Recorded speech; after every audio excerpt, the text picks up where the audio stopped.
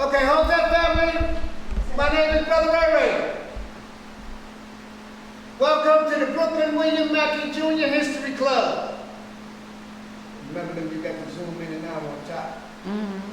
We meet here every other Wednesday in honor of William Mackey Jr., Alton Maddox, Ohio's Malik Al-Shabazz, Amos Wilson, Brother Assad, Louis Ray Rivera, Gil Noble, Minister Khaled, Dr. Ben, Dr. Clark, Ivan Van Sertima, Professor George Simmons. And one thing about Miss Leola Maddox, she left us too soon. She worked in Teaneck, New Jersey. She drove an old car. And she believed in bringing people together for the United African Movement. And she would come and drive that car from Teaneck all the way to Bed-Stuy to bring people together for the UAM. So that's what we want to continue in her honor. So we meet here. Now, for the people that came out in the live audience, I want you to give yourself a great big hand for supporting the Brooklyn William Mackey Jr. History Club. And for our audience on the Zoom that came out, we want to give you a great big hand. So give yourself a big hand for supporting the Brooklyn William Mackey Jr. History Club. Now we're going to bring the camera over to the Amos Collection family. And the Amos Collection is a set of books that we have to help Brother Sabago and African World Info Systems to keep the great work of Amos Wilson going. We have Blueprint for Black Power, the psychology of self-hatred and self-defeat for the reclamation of the African mind, the falsification of African consciousness, Amos's classic, Black on Black Violence, and you hear every big city mayor, every regular person, every politician, civil rights leader, and everybody running their mouth about black on black violence. Nobody has ever mentioned the great work of Amos Wilson. And to tell you how bad this book is, the title of the book is Black on Black Violence, the psychodynamic of black self-annihilation in service of white domination. Amos's classic. Right. Right. We also have S.K. Damian, The Distorted Truths and the Bastardization of African Cosmology. We have another Amos's classic, Issues of Manhood in Black and White.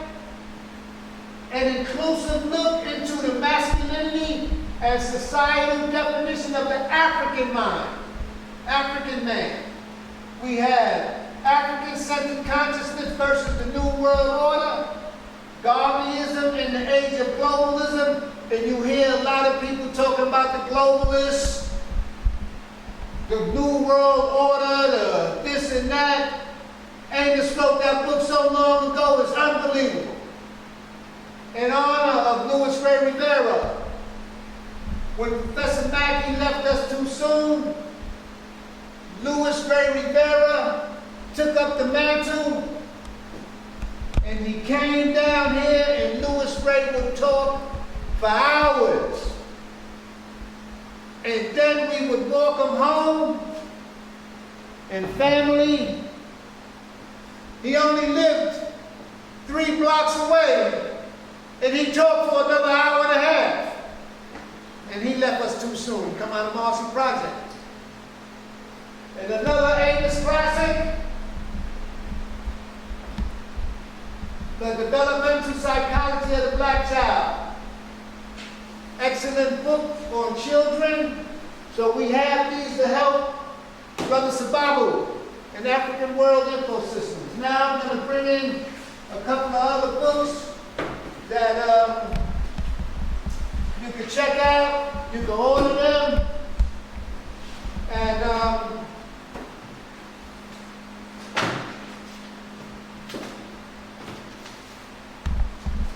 you're going to mention them and you do some good reading. Dr. Randy Short, Slavery Mastery, The Impact of Religious Slavery Revealed.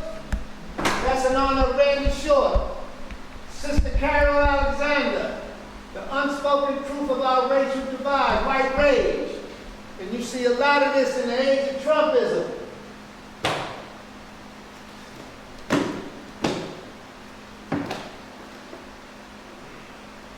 Cynthia McKinney, When China Sneezes, From the Coronavirus Lockdown to the Global Political Economic Crisis. And in my personal opinion, this is the only person that cared about the people of Georgia. And the same people that looked like her in the front got out of there. In honor of Dr. Ben, Black Man of the Nile and his family, Dr. Ben's Classic. We never want to forget the hard work. And Dr. Ben did all this, and there wasn't too many computers around either.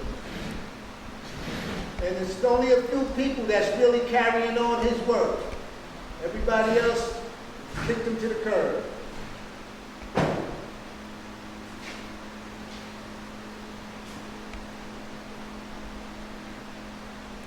Dr. Scott Whitaker, Medicine, The Causes and Solutions to Disease, Malnutrition, and Medical Sins That Are Killing the World. This is one of the best books out by Dr. Scott Whitaker out of Georgia, too. Our brother, Ayo Kamachi, The Irritated Genie. Jews Are the Problem. World War III, media censorship, COVID, food shortages. Yes, sir. Yes, sir. The Irritated Genie and his website, boy, he did an excellent job in this book. Amen. Amen. I just found this, and they talk about reparations without sanctuary. And these are the hangings.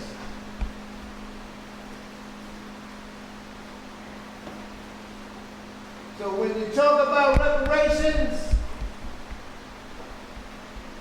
I want to tell my wife to zoom in and look at the pictures. Billie Holiday talked about strange fruit hanging from the trees. Now, funny thing about this book, and they had the nerve to put us on postcards. Now, funny thing about this book, you look at the pictures, and when you talk about reparations, they don't want to go after it. But the funny thing about this book, you got some white folks hanging from trees too. And they got pictures of them too. Strange. Without sanctuary. So they always want to think that we was the only one hanging from trees. They was hanging some of their own folks. Dr. Joseph McCullough and Ronald Cummins, The Truth About COVID-19 and the Great Reset.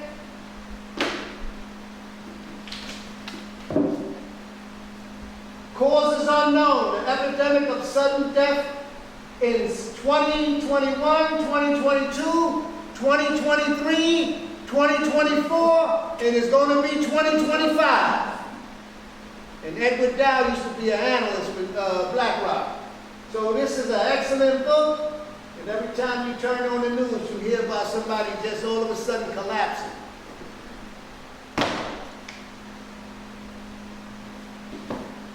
Presidential candidate Robert Kennedy Jr. in his classic, The Real Anthony Fauci, Bill Gates' Big Pharma and the Global War of Democracy, and the latest These two are bestsellers, Vax and Unvax. Let the Science Speak. Robert Kennedy and Brian Hooker.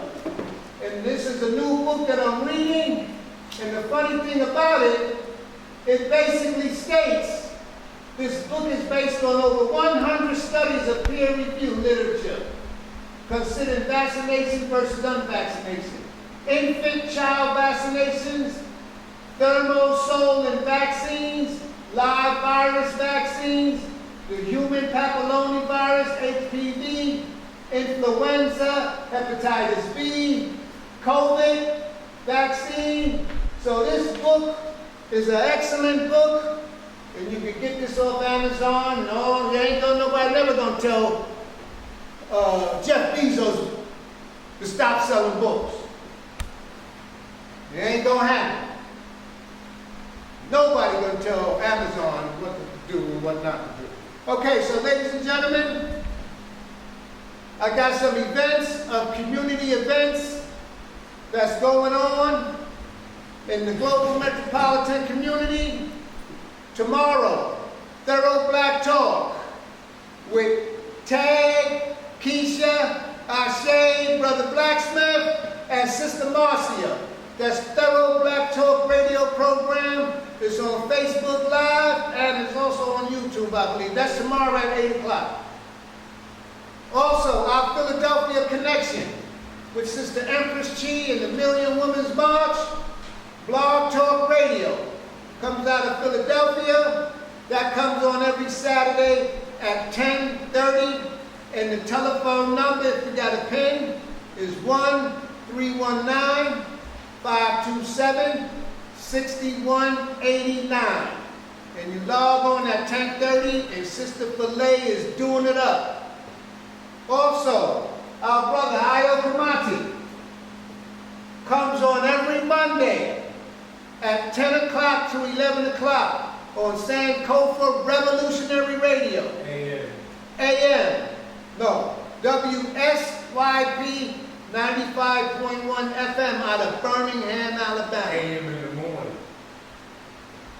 10 to 11 in the morning. Oh yeah, sorry. 10 to 11 in the morning. Thanks, Mike. And that's also with Brother Anthony Mohammed. So that's 10 o'clock in the morning, and you can tune in and listen to Brother Ayo. He did an excellent program last week. One of the speakers didn't show up, David Duke, but I kind of figured that. Brother Darren Muhammad, State of the City, out of Baltimore. He comes on Saturdays on TuneIn Radio, 1590 AM Glen Burnie. That comes on TuneIn Radio at 12 o'clock. 1590 AM, that's Darren Muhammad, State of the City. And he also comes on Wednesday or Thursday sometime on Facebook Live. That's Darren Muhammad, our Baltimore family, and he gives out a lot of good information. His brother's a bad man. Also, every Tuesday at 7 p.m., Dr. Aline, Your Immunity Project program. 7 o'clock with Dr. Aline. If you Google Your Immunity Project, Dr. Aline will give you all the information and the website to tune into that program every Tuesday at 7 p.m. Also, the African Echoes family out of Newark, New Jersey with Brother Trust Graham. They have a study group at 8 o'clock, and whoever logs on from African Echoes can give you the information. And if you give me your number in the chat, I will give you the information. That's African Echoes, and they're doing the psychology of self-hatred and self-defeat for the reclamation of the African mind, Amos Classic. Also, on Saturday at 1:30, the Know Thyself study group out of Asbury Park. Brother True and Brother Trust is also the mediator of that study group. That comes on at 1:30, and that's also a Zoom meeting. We have the information for that. Dr. James McIntosh and Betty Dobson, the Simultap organization, comes on, and Dr. James McIntosh and Richard Dean Theodore has a program come on every Wednesday 2 to 3, and that's WBAI, and that's the minefield on WBAI, and any other information you want to know about the Simultap organization, you could Google Simultap, and James McIntosh and Richard D. Theodore, Betty Dobson are doing an excellent job. That's a WBAI program, come on every Wednesday. Our community cop family with Mike Graves, Noah Lita Julian, that comes on every Tuesday at 5 o'clock. Manhattan Neighborhood Network, and you can view all their programs on YouTube under Community Cop. Ladies and gentlemen, every lecture on the Brooklyn William Mackey Jr. History Club is on YouTube under Brooklyn William Mackey Jr. And you type in on YouTube and all our lectures will come up, except 2 of them that they took off. I have the hard copies that our speaker is going to talk about. That's why they took them off. But if you want them, I can give them to you. So, ladies and gentlemen,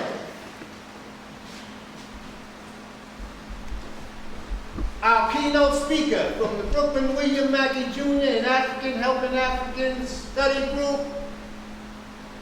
He's been with us for a long time. We love him dearly. We go beyond the call of duty for Dr. Lewis.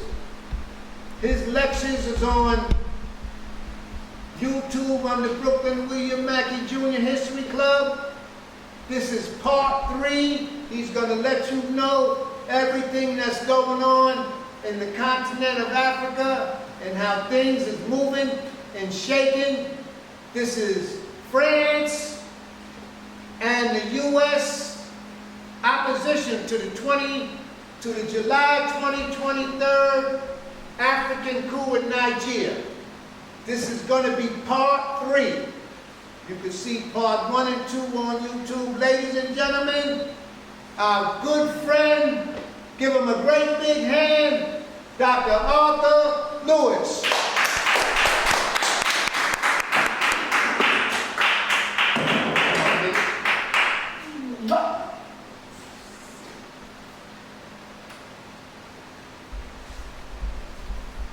Good evening, African community, those who are here, Brooklyn and Mackey's to the 3, and for all of the African people around the globe, who are the majority population.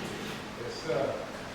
I would like to extend my appreciation to you here, allowing me to come to you again for the 3rd time in a row to deal with a topic that is important to all of us as African people and is important to the world. As per the way I make the presentation, it's in the form of written documents. You have 6 written documents for this particular lecture.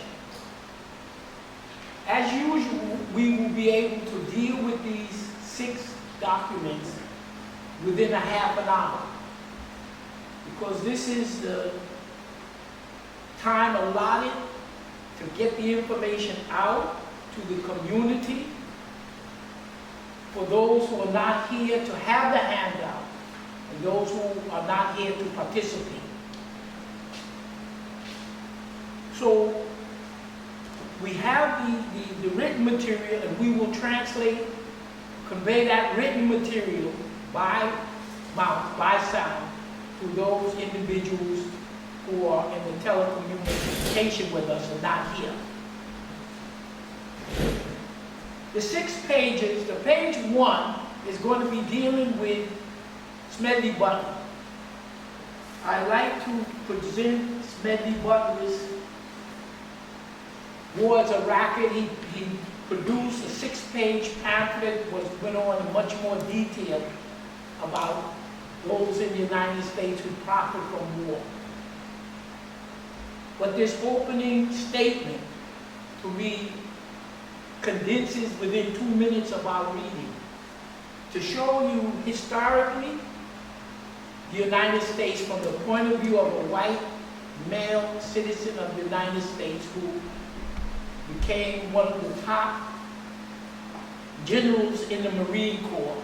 So, And he gives you his history of how he served the United States militarily at different locations around the world and what they did, so that you now have this documentation, so no one can say that we're making this up.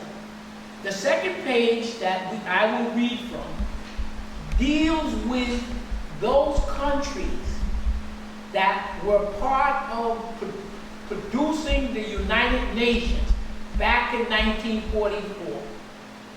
Those nations who we will read will also be those nations who will go down on paper as some of the founding nations from the United Nations, 1945, which basically was put together by U.S., Britain, and white countries to dominate the rest of the non-white world.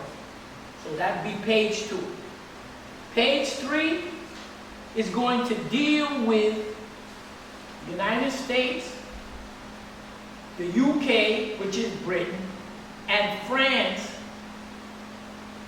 so that we will bring to your attention what countries and what areas these 3 countries impose themselves on the rest of the world in the form of a genocide and colonialism, so that you will get an understanding of why there is a reaction against France, against the United States and the UK as of this year, whether it's a coup or not a coup. And the reason that I'm going to read it so that you can hear who these 3 nations impose their genocidal processes on. And then you will begin to understand why these countries want to join BRICS and the reasons for it. The 4th page will be dealing with mainly what has happened with the coup by Niger in July, middle of July. In that area that we will deal with the coup, we will also deal with North Korea, trip to Russia.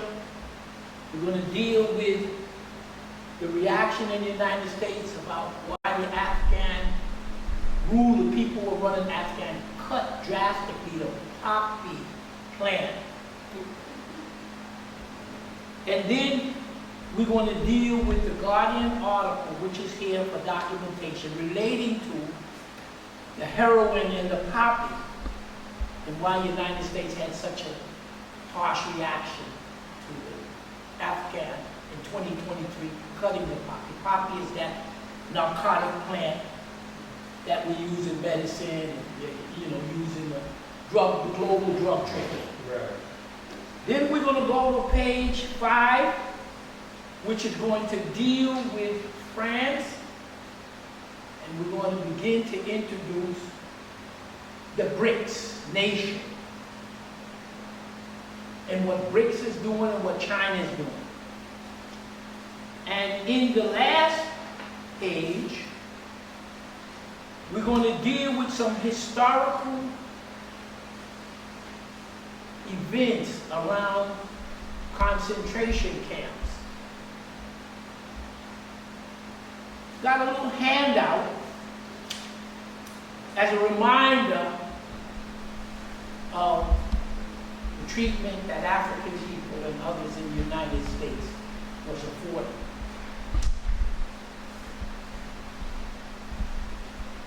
Someone asked me a question, and I'm just going to bring the question out to you. Just a question.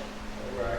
As he said, is the United States of America, its government, its people, is it a Nazi state? That's for you to determine based upon what we present here and your information for you to do further. It was a question, a legitimate question. Because you can tie it to the fact that the people, European people, the English, who came to this part of the world and established the United States of America, come from that Germanic tribe, the Anglo-Saxons that invaded the areas of what you call UK. and they're grouped together as the Five Eyes: UK, United States, Canada, Australia, New Zealand. And so what we're trying to do here, it says, you look, it says, there are 6 different topics. No, they're all one topic. We're just looking at different phases of the topic, dealing with that question that I was asked. Okay. I'm going to read Smedley Butler's War's a Racket for those who want to know what this American general did for the United States of America. It takes 2 minutes. It's critically important. So that you, in order for you to understand better why countries are formulating around what you call the BRICS, and why the implication of Ukraine-Russian war, it all ties in. So I'm going to read it. Smedley Butler on intervention. Again, Smedley Butler was a white American who achieved one of the highest ranks as a general in the United States Marine Corps. And he says here, war is a racket. A racket is best described, I believe, as something that is not what it seems to the majority of the people. Only a small inside group knows what it's about. It is conducted for the benefit of a very few at the expense of the masses. I believe in adequate defense at the coastline and nothing else. If a nation comes here to fight, then we fight. The trouble with America is that when the dollar only earns 6% over here, then it gets restless and goes overseas to get 100%. Then the flag follows the dollar, and then the soldiers follow the flag. I wouldn't go to war again as I have done to protect some lousy investment of the bankers. There are only 2 things we should fight for. One is defense of our homes, and the other is the Bill of Rights. War for any other reason is simply a racket. There isn't a trick in the racketeering bag that the military gang is blind to. It has its finger men to point out enemies, its muscle men to destroy enemies, its brain men to plan war preparation, and the big boss super-nationalist capitalism. It may seem odd for me, a military man, to adopt such a comparison. Truthfulness compels me to spend 33 years and 4 months in the active military service as a member of this country's most agile military force, the Marine Corps. I served in all commission ranks from the 2nd lieutenant to the major general.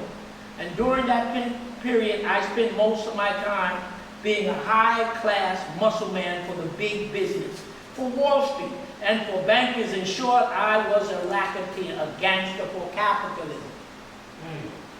I suspected I was just part of a racket at that time. Now I am sure of it, like all of us members of the military profession. I never had a thought of my own until I left the service.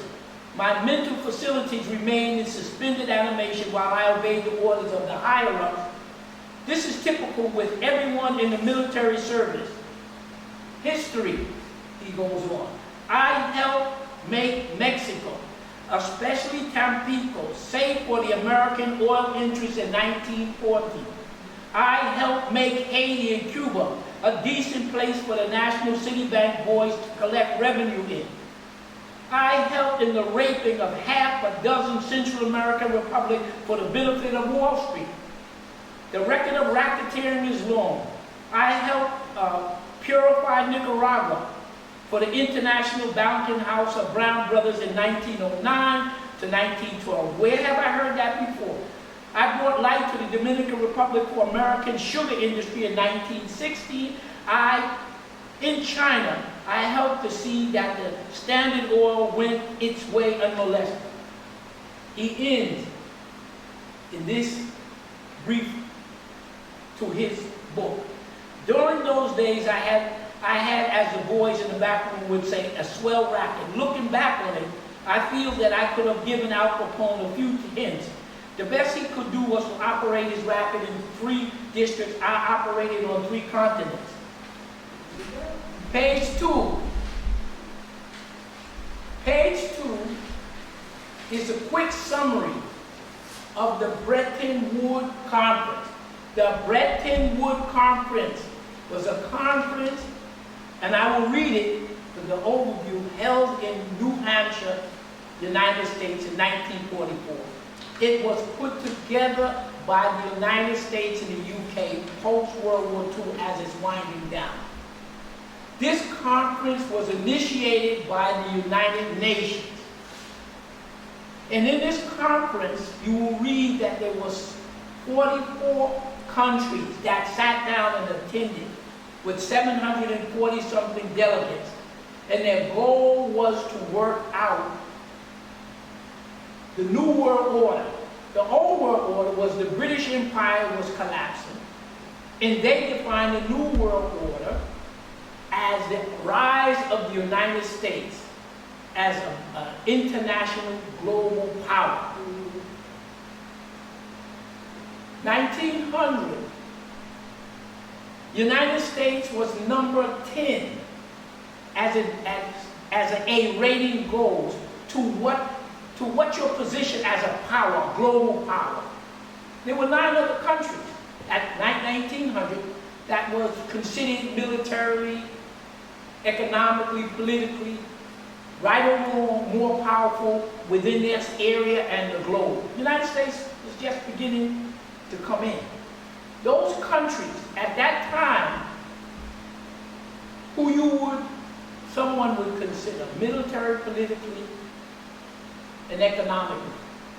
Russia, what is now Russia, then will become the Soviet Union. Right. China, India, even though it was under Britain, but it was the productivity of that area under Britain.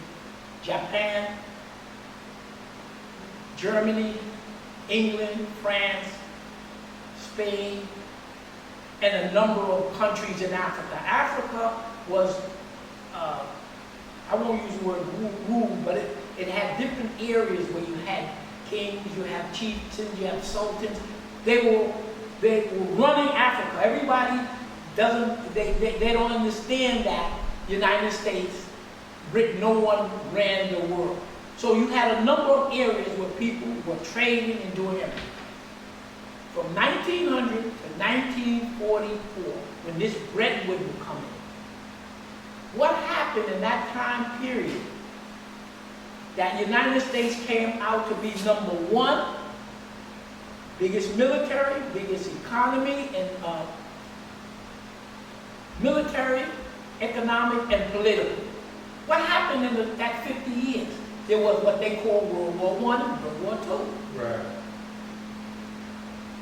Those powerful countries, England, France, Germany, what would be Russia, they went to war.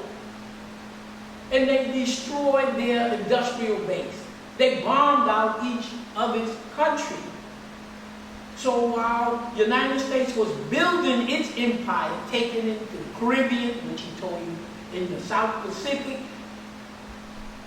colonizing people and making itself rich, those countries that were ahead of it, they were fighting and they fought among themselves and they destroyed each other, World War I and II. That's how the United States rose so quickly.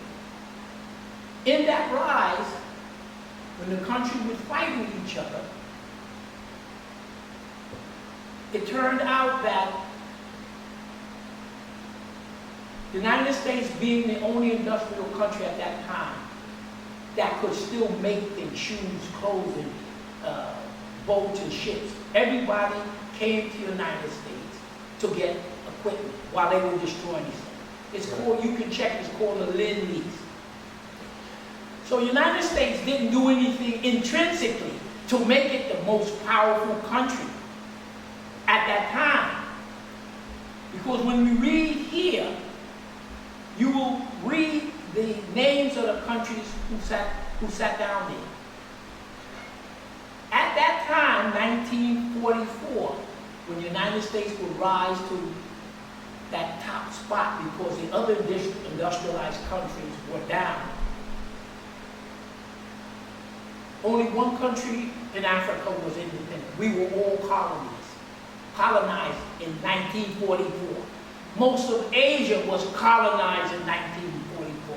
Most of the Pacific and the Caribbean and South America were under the dominance of England, UK, France, and the United States. So it was those powerful nations that fought each other, destroyed themselves, and it was the rest of the world who were colonized. That's the atmosphere that what the United States had. Nothing that they did intrinsically. So I'm going to read you the names of those countries that are enlisted as the founding nations of the UN. And you will see those countries that sat down making the rules and regulations. What was the Bretton Woods? It was the rules and regulations that the United States was a dominant country, therefore everybody has to use the US dollar. Almost all the African, Asian, Caribbean, they had no choice in it because you were colonies. The United States structured it so that you had the IMF and World Bank, two banks. Anybody in the world who wants to redevelop has to come to the IMF and the World Bank that's run by the US. And then the third principle was, they call it rules-based world order. You always hear the word rules-based. Rules-based means the United States will determine what happened around the world in the rules, and they will use their military to make sure you obey. So the three things that you must come out of the Bretton Woods is that the US dollar will be the dominant global currency.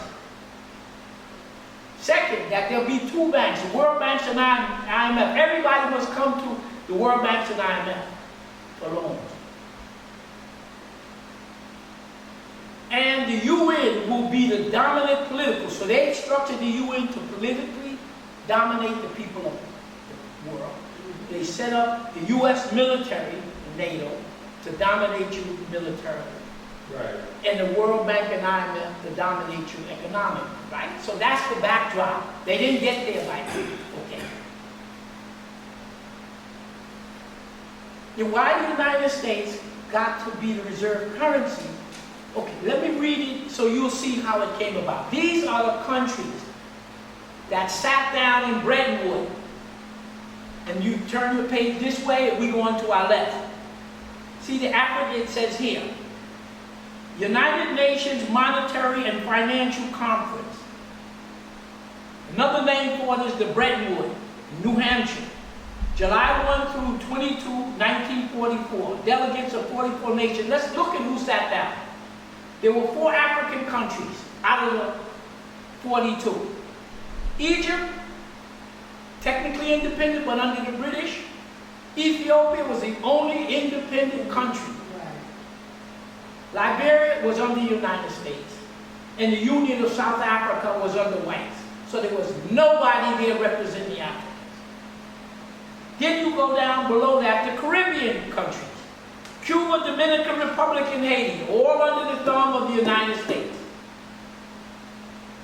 The North American countries, that's Canada, Mexico, and U.S. United States dominated Mexico. United States dominated Canada.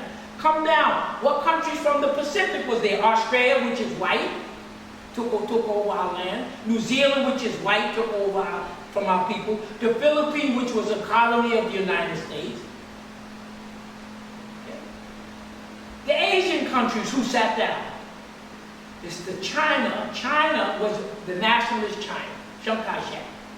India, under the control of the British. Iran, Iraq, Lebanon, all under the control, one way or another, of the West.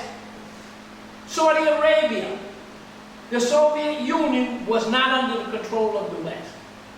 Syria, Republic, Turkey, these are still under the control of the United States, France, and England. That was almost a dominant. We swing over, what European countries sat down? Belgium, Belarus, Czechoslovakia, Denmark, France, Greece, Luxembourg, Netherlands, Norway, Poland, Ukraine, UK, Yugoslavia. Of that Europe, the only powerful one was UK and France. They were all destroyed by World War I and World War II. And what are the South American countries that sat down in the UN?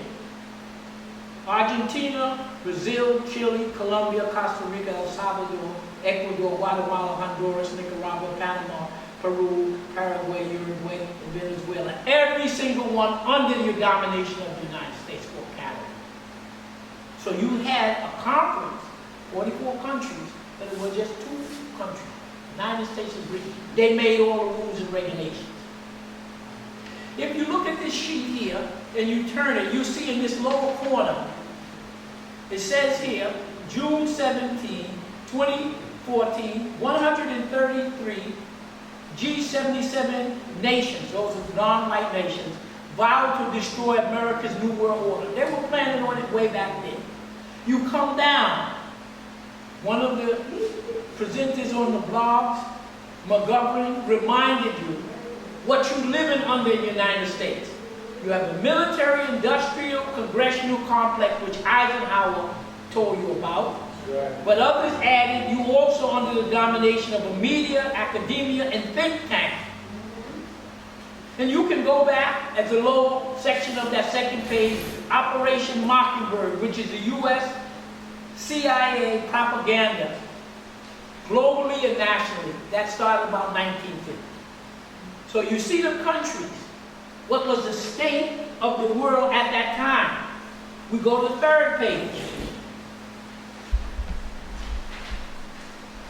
It's US, France, and the UK, Commonwealth. To let you know the names of these countries that have been invaded by one of the 3. So let's take you to the Organization of American States, headed by the United States. The list of this country, every country here was invaded by the United States, according to Smedley Button. Who was on the United States? This is a present tally of the countries, but I want to let you know the state of the world. Organization of American States, that's North America, Central America, South America, and the Caribbean.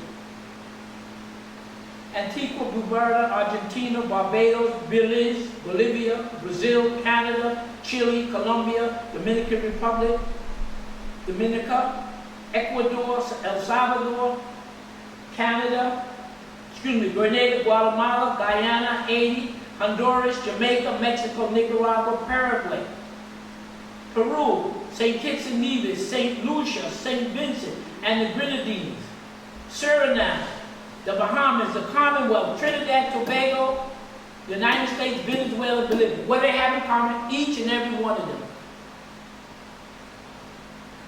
were invaded, overthrown, or coup. The whole place. You want to know why people don't like the United States and white people? But because the world is changing, as we will see, you now have the ability. But this is who did it to you. France, third sheet here. Who was France bothering with? Benin, Africa. Burkina Faso, Africa. Cameroon, Africa. Central African Republic, Congo, Equatorial Guinea, Equatorial Africa, Gabon, Guinea, Ivory Coast, Mali. What President Mugabe said, the problem with Libya was you lived too close to the European. Niger, Senegal, Togo. Those are the African countries France went into, murdered, and who's fighting for the independence. But there's another group of African countries which are African people, but you call them Berbers or Arabs.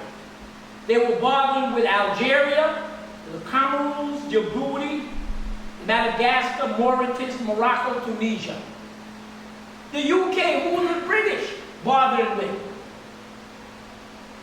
Antigua, Bermuda, Australia, Bahamas, Bangladesh, Barbados, Brunei, Cameroon, Canada, Dominican, Fiji. This is the South Pacific. This is Africa. This is Asia. They did it to everybody. Guyana, India, Jamaica, Kenya, Kiribati, Lesotho, Malawi, Malaysia, Maldives, Malta, Mauritania, Madagascar, Mozambique, Namibia, New Zealand, Nigeria, Pakistan, Papua New Guinea, Rwanda, St. Lucia, St. Vincent, Samoa, Seychelles, Sierra Leone, Singapore, Solomon Islands, South Africa, Sri Lanka, Tanzania, Togo, Trinidad, Tobago, Tuvalu, Uganda, the African countries, South Pacific countries, stealing, murdering, and colonizing. That's how they built what they got. And now you're going to see when one of the commentators, one of the white men who ex-CIA who's on the blog says, it's not, in his opinion, it's not going to be a multipolar world. Multipolar means everybody in the area run the area. No longer white people telling you, or no Chinese or nobody telling you what to do. And he says he thinks he's going to say this bipolar world. And one of the two divisions of the bipolar world that McGovern says, one of the people he says you're going to have, the lily white countries, the United States, Western Europe, Australia, New Zealand, Canada, and the US, the lily white, the ones that's only 3 or 4% of the world's population, that's going to be in one block, and the rest of it is going to be in the big block. You put Russia, China, India, Asia, the Arabs, the Africans, the Central, everybody who suffered from colonialism is going to now be in that block. So you're living in the country called the United States of America, which is going to be isolated in many areas, which we will touch. And now you see why BRICS, why Russia have an African summit in St. Petersburg, and every African country shows up. About 6 or 7 years, Russia does a conference on St. Petersburg in the west of Africa and Vladivostok in the east. 6, 7, 8 years ago, if you could look at that conference of hundreds, if not thousands, of businessmen all in St. Petersburg, they're all white. Now, you go to those conferences, everybody is not white. You got to go. So what McGovern is saying, that you ain't going to make it very well being in the white America with these white people, with 5% of the world's population, and losing the power. You have the rest of the world, he says, and reminds you, the sin was the racism that these people have put on everybody. It's called payback. We used to ask Dr. Ben, who's going to get these people? He said to us, the world. The world. We go on to the next page. This you see on the top called Europe. And right below in the center is called Algeria. Algeria had a war with France. It's called the Algerian War of Independence. This was just one. The Algerian War of Independence, Algeria is in northern Africa. You see, you have those countries we'll deal with the Coup. But these countries up top are controlled by human beings that's a mixture of Africans, some whites, and Asians. So you look at the rulers of this is how we deal with, but Libya, African. You look at the people in Algeria, they're a mixture of what you call African, you call Europeans and stuff. Morocco, they're all people of color. Look at the president, the king of Morocco. He looks like the brother who just died. They could be brothers. So they're still your people. So Algeria, here, we're dealing with this area now. Algeria fought a war. France went in and began to colonize Algeria around 1830. This big country here. There was a war. So what happened is the people in Algeria fought a civil war for their independence. They give the dates at that war. So we're going to deal with Niger and the Africans in the Sea How, this section, right? But there's a history here. And you want to know why Algeria backs Niger. What did the French do to each of these countries here? To Libya, to Morocco, to Algeria. Let's look at what they did to Algeria. Went in 1830, like the rest of them, plundering and killing. So the people rose up and you have the Algerian War.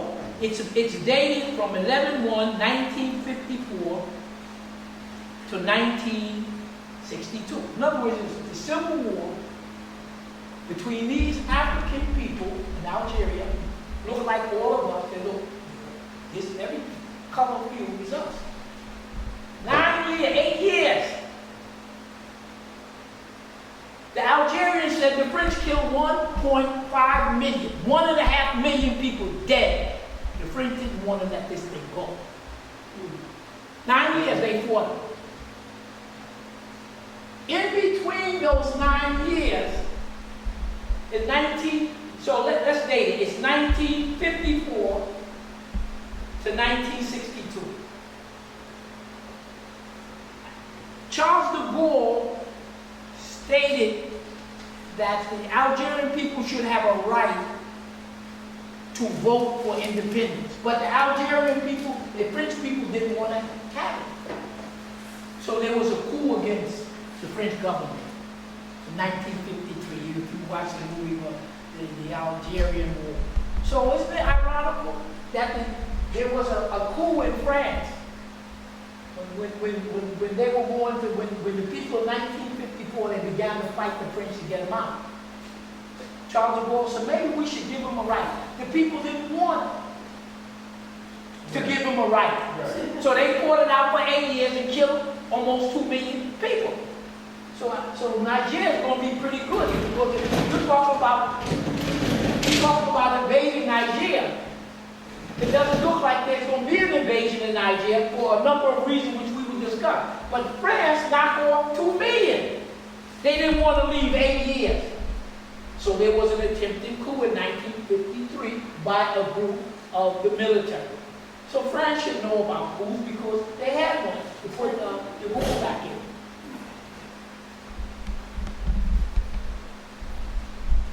There's a country, there was a, earthquake in this area. And France said to Morocco, I want to help. They said, we don't want your help. Why? Because of what you did to us. See, these white people think that everybody's crazy, like Obama and the rest of them, that you're going to forget what they did to you. Obama? I'm just saying, when you work, you get your pay, we know who you're working for. Morocco, Tunisia, Algeria, they got the same treatment that they've been giving the darker one of us here. Now, we're mixing this. Okay, we'll get to it. There's a group of jihadists, these jihad groups, we mentioned it before, that are given, that is given Niger, Chad, Niger, Algeria, Mali. They are giving them help. But the sister from Nigeria said it best. We know who put them there. We said it, and they said, we know the United States put them there to cause the problem, to destabilize you. So United States to review, they used these groups in Libya, 2011, then they sent them over to Syria, in Asia, and they sent them here. So when they knocked off Libya, they armed these people and sent them to give us trouble along that northern rim, and they sent them over in Syria to give them trouble. Now, these countries where the coup is in Niger, Mali, and Burkina Faso just signed a military pact to help each other.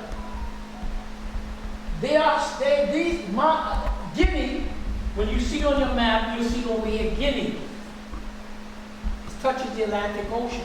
So obviously, there are war materials. These countries are now being supplied with helicopters, jet fighters, armored vehicles from Russia, primarily China, United Arab Emirates. So what they're doing now is they're putting a military bloc together. They're recruiting. They're getting the training from Russia. They had some from the West before. They have a military pact. You attack one, and then we all go to war. Okay, these three countries here: Mali, Burkina Faso, Niger, and military pact. Chad helps. They're not officially in it, but they help. Guinea helps. Algeria said if Nigeria is attacked, they're going to send troops in. Algeria military is stronger than Nigeria. See, the West, France, United States, they felt that they know they can't go in, so they want Nigeria to go in. Right. As a proxy. But now, the president of Nigeria and ECOWAS saying, okay, maybe we won't go in until next year. Why? Because now you know that Burkina Faso, Mali have jet fighters, have helicopters. They're rapidly militarized. You have the Wagner group in there. Now, in Algeria, what they're saying, there's a Russian general, his name is Surovikin. He was the head general, they say, in the head field general in the Ukraine war. So he's in Algeria.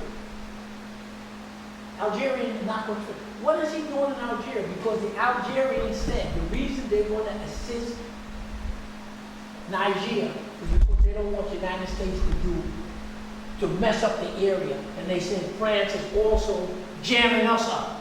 Right. So Algeria, so you have a formal military bloc between Niger, Mali, and Burkina Faso. Tackle one is there. Guinea is helping, letting the supplies come. Chad is helping. Algeria is helping. Morocco is helping. The whole area is blocked. Here's the time you can kill a monster. They're all blocked together. Russia says they will assist. North Korea said they will assist. North Korea could use some gold and some uranium. So now the Africans knew what to do before, but Nkrumah and the rest of them, they knew what to do, but the power of the United States was so overwhelming. But now you have Russia, you have China, you have others who will help you. That's the thing, to neutralize the United States of America and neutralize France. Good news. So right now, the bloc is there. Now, the Italian Prime Minister came to speak to the brother, Torre, the brother from Burkina Faso, the big brother, big like him. Stand up there. No, that brother stand up there, tall, look like God, shaking Putin's hand. Okay? Putin still, normally when Putin take pictures, it's usually the head of Egypt or the head of the African Union sitting with him, but they put the brother right there with him, shook his hand, Yes, sir. to let the world know we got his back. So Nigeria, it seems that Nigeria is not going to go in because Ghana and the rest of them said, we don't want a military intervention. The African Union said, we don't want a military intervention. The people who live in northern Chad, northern Nigeria, and Chad is the same people. So you're going to go down to North Carolina and kill your cousin. So the Africans don't want an intervention. African Union don't want an intervention. China and Russia are backing. And even Nigerian, they say that if you attack Niger from Nigeria, they're all the same people, cousins, brothers, uncles. The people in northern Nigeria said they will fight the military. Now you have a president of Nigeria, Tinubu. Is anybody following the new new president of Nigeria, Tinubu? Ball? Huh? Ball to happen? Yes. What they're saying is that this guy, what they're saying is that they're contesting his because of some irregularity with the thing. And they showing you pictures of Tinubu. He's hugging Mitterrand, he's kissing his wife and all of that. So they're trying to displace him to get him out of the presidency because said he falsified the document. Then this whole thing about he was a bad man for, he got an FBI, CIA, so everybody knows it's not good. And Nigeria is running into some of their own problems. Here at home, strikes, they took off, the economy is not good.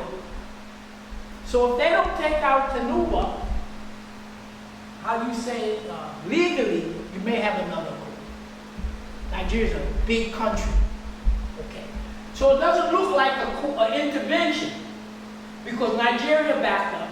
And of course the Senate of Nigeria said we're not giving anybody permission to go there. So it doesn't look like it.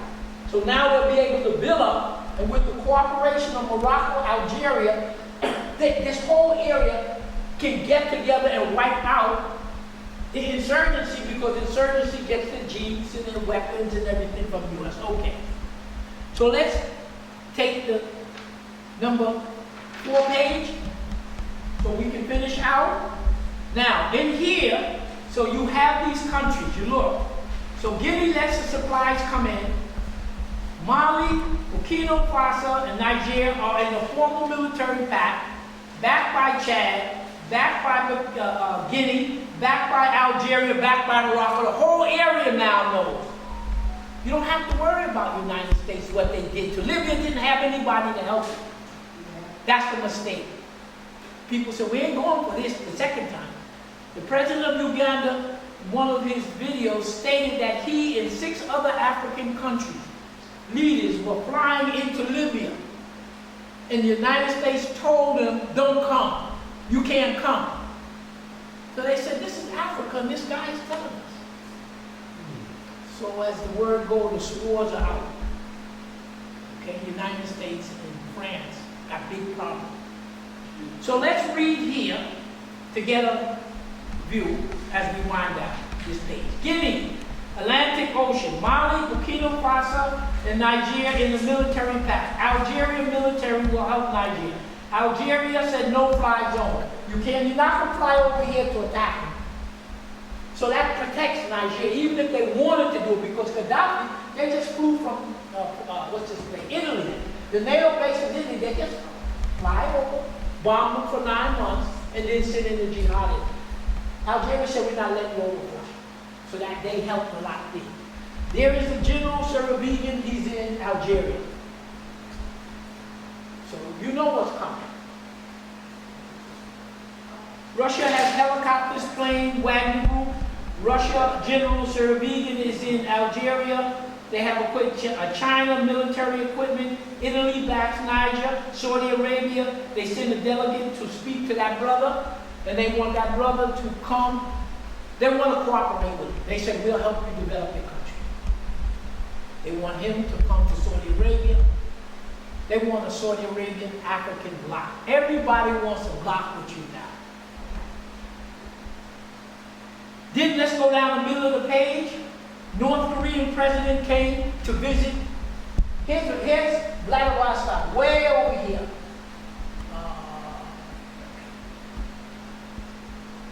They come, he comes, there's a border between Russia. Right here is a 50-mile wide border. So the president of North Korea, he doesn't fly. So he took a train up here, crossed that 50 and came in. And he went to meet with Coup. What did they talk about? It's none of your business. They ain't telling you. But what they did say is, North Korea has, the rockets, the technology comes from Russia. They're pretty much saying that Russia has given North Korea the ICBMs to hit the United States. So what they're telling the United States is, you're giving us trouble. We now will give North Korea The missiles to hit you. That protect Russia's east flank. And over here, Russia put in atomic bombs into Belarus. Because Belarus is here, so Russia has their two flanks. So that's what they're telling us, whatever little that now the United States know that North Korea can hit them. Afghanistan, middle here of this page, cut the poppy. We don't want to grow anymore. The United States said, no, you can't cut the poppy. Why? Because that's where all that heroin comes in. To the United States. We know the drug trade is mainly white people. It comes into Europe and then goes to the United States. And Canada and everything. Okay. So if you cut the poppy, where are we going to get the narcotic to run our banking system? So you say that you go to the Mexican border and you let the fentanyl just pour in. Could the fentanyl be a substitute? It's the same. Oh, yes, it is. They have the open border because they want to destroy the country. Okay. So that's what's happening with Afghanistan. And then you have over here, the connection between the poppy. Here they cut it. The United States is raising hell. And up here in the Guardian, you can look it up. The Guardian has an article. Drug money saves banks in global crisis, claims the UN advisor in 2008. 322 billion liquid investment. In other words, what they're saying is that drug money kept the banks going in UK and United States. Okay? I didn't say it, I'm only telling you what you pick up. Like I said, I don't have any secrets. No reason to knock me off, I'm just taking it from the air. It could do you any good. It ain't coming from the Inquirer. Right down here, because Niger, there are about 10 countries that sell uranium. The international price for 1 kilogram of uranium is 200 euro. The French have been getting it out of Nigeria for 80 cents. Okay. That uranium is 25% of the energy of all of Western Europe. France takes that uranium, put it in their bombs, put it in their nuclear reactors, put it in their what they call these plants, nuclear plants that runs 1/3 to half electricity for France. They sell it to Britain and other countries. So that uranium is critical for the lighting up of Europe. If they lose it, now you can lose it. You can buy it from Canada, you can buy it from Kazakhstan, but how long will it take you to get there? And you're going to pay $200 US when you were paying 80 cents. How could you? That's why they're upset. Because they're getting it for nothing. But the individuals who run Niger now says, we're bringing it up to standard practice. So they say, France, if you want this uranium, you're going to pay $200.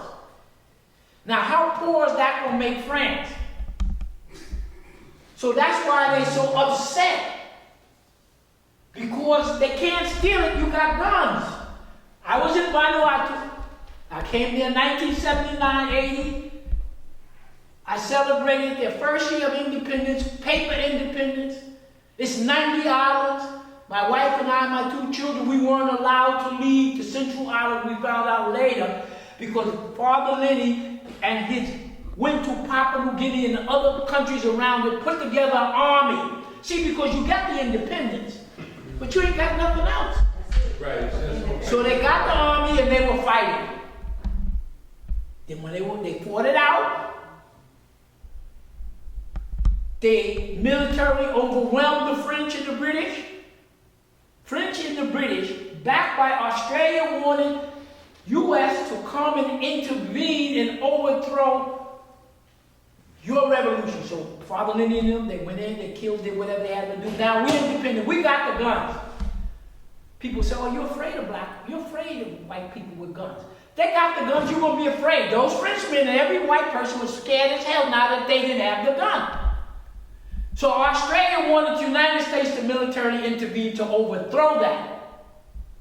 But then Vanuatu said, and all the islands in there, blacks said, we're going to all fight, going to tear up the whole place, and they backed away. Yes, sir. Because, what's his name, the president, Bush, the son, he says that Australia is the sheriff of the Pacific. Bush 43. You gotta understand. It ain't no silver. So that's what you have to do. That's what your people have to do. And you reach a point where you gotta get the gun. But now you got people to help you. So with the cutoff of that uranium, plus they ship and send all the oil because you know what the French had done to the colony? Okay, your colony. Whatever your domestic gross product, whatever the country makes for that year, you got to deposit 80% of it in the French bank to keep the French. So they can impose sanctions. These countries have gold fields. Niger doesn't have any gold. France, they say, got the fourth largest deposit of gold, and it's all coming out of there. No more gold, no more uranium, you're going to pay for it. That's what the gun allows you to do, to get back what you want. That's right. You're in the West here, you don't have that option. But you're the majority here. You have state power. So now, the head of the European Union, now that Niger has cut it off, and they know they're not going to come in to get it because you're too well armed. You know that Nigeria made a deal with Chevron in the United States to run a pipeline from Nigeria through Niger. Nigeria is going to pump gas and oil, a pipeline through Niger, through Algeria to the white people in Europe. Not gonna happen. Do you think the people in Niger are going to let that go through? Not gonna happen. You think the people in Algeria are going to let it go? So now Europe's got a problem. Europe used to be powerful because they got cheap Russian gas. Now that the United States blew the pipeline, I didn't say they blew it. Other people say they blew it. Right. No The doubt. pipeline, they got the gas cut off. So you'll see in the next page the scheme. So the United States says, that's good. Now you can buy the gas from me at 5 times as much. It's not enough. And plus it's not good because it has pebbles in it. You know they do that refractory. Fracking. So now you don't have that cheap gas.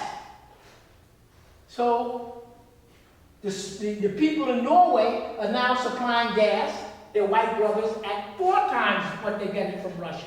U.S. are giving them at 5 times. Nobody else will sell them. They came to Africa, and all the African countries said, we're not selling you Europeans gold because you see, I have the history book. Remember you were here raping my mother and father? Remember what you did to us? That's right. So now it's biting you in the behind. So what was a response just the other day from the president that represents all of those 30 countries in Europe? Von der Leyen, Binder, whatever her name is. This is what she said. An open request to the Africans. I put the link so you can go in.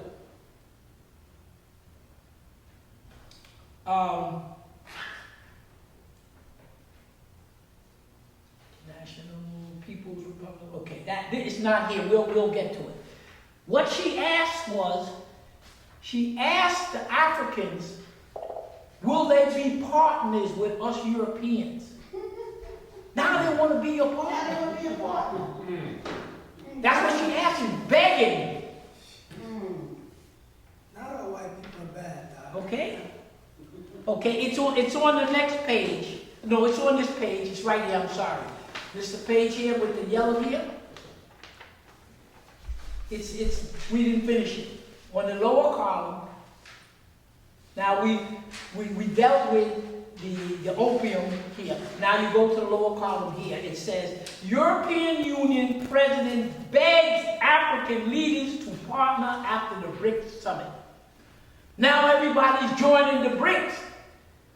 They lost control over it. They now want to be your partners. Okay? We go to the 5th page here, and it's Europe. But there's a paper there if you want to follow it. This page. It's Ursula von der Leyen. I think that's it. Ursula. Page 5 or 6.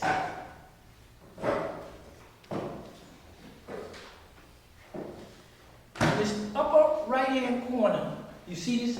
Europe. Everybody has this 5th page. Yes. It says Europe in the middle with the yellow on the bottom. Yeah. I didn't number it. Okay.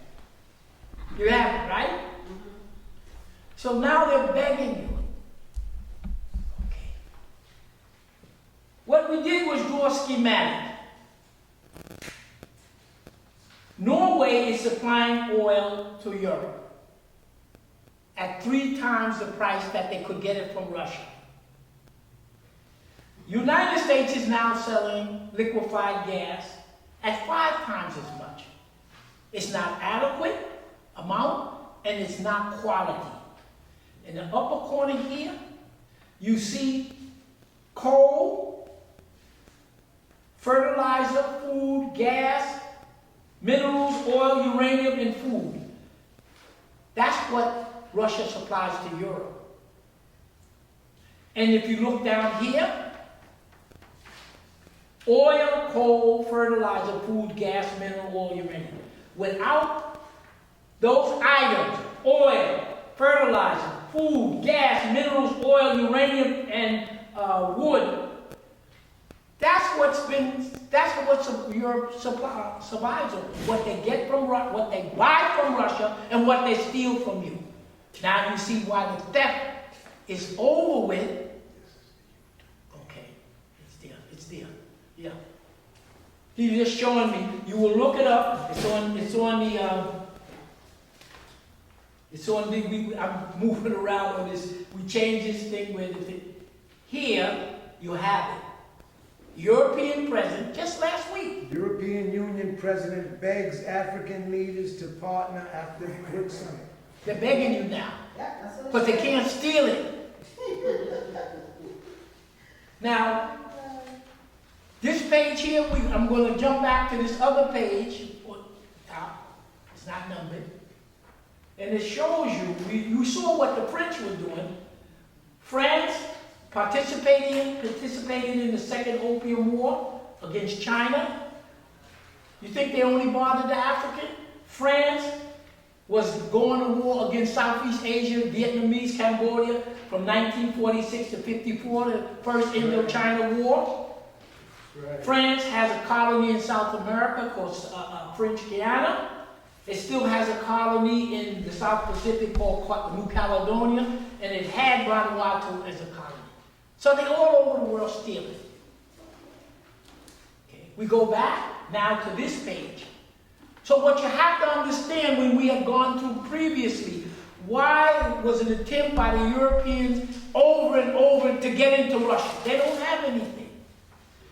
So what they're surviving now that the pipeline has been blown up, and this gas line may not ever make it to Europe, they're in desperate need. They've lost their oil, and they don't have the uranium to run the nuclear plant. France is going into a depression. It's deindustrializing because they don't have the oil or the gas. You need that to run an industrial society.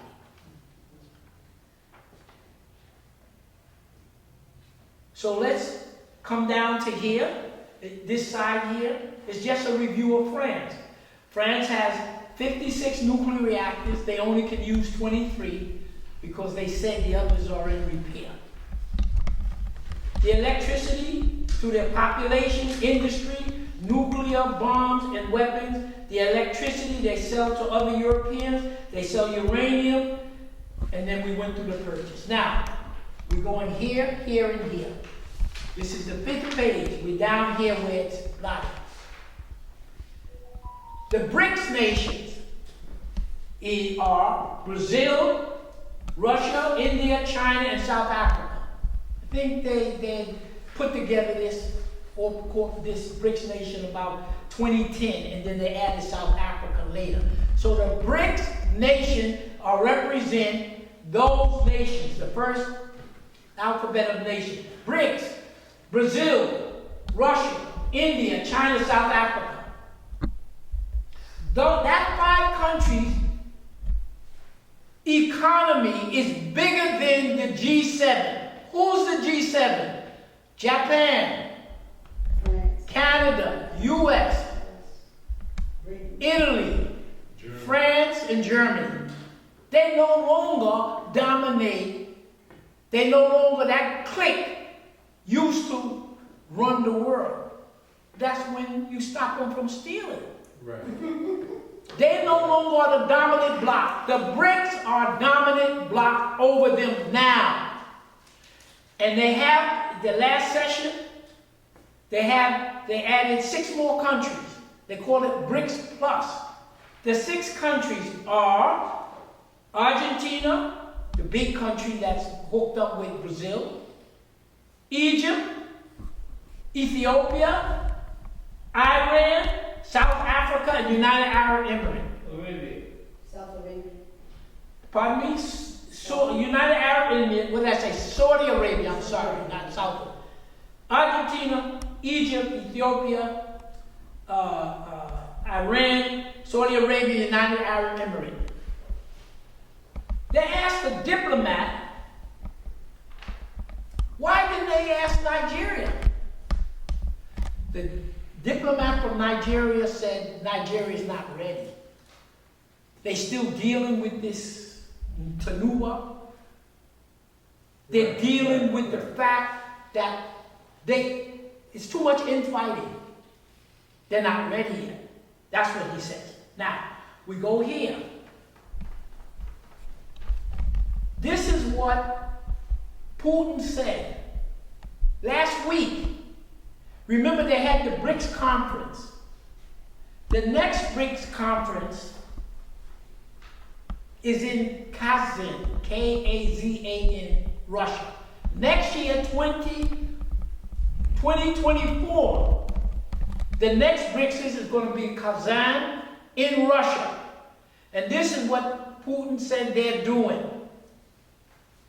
They're going to eliminate, they're going to get rid of the US dollar. Most of the countries, they're not using it, and they're selling off the treasury notes. But you know, it's like,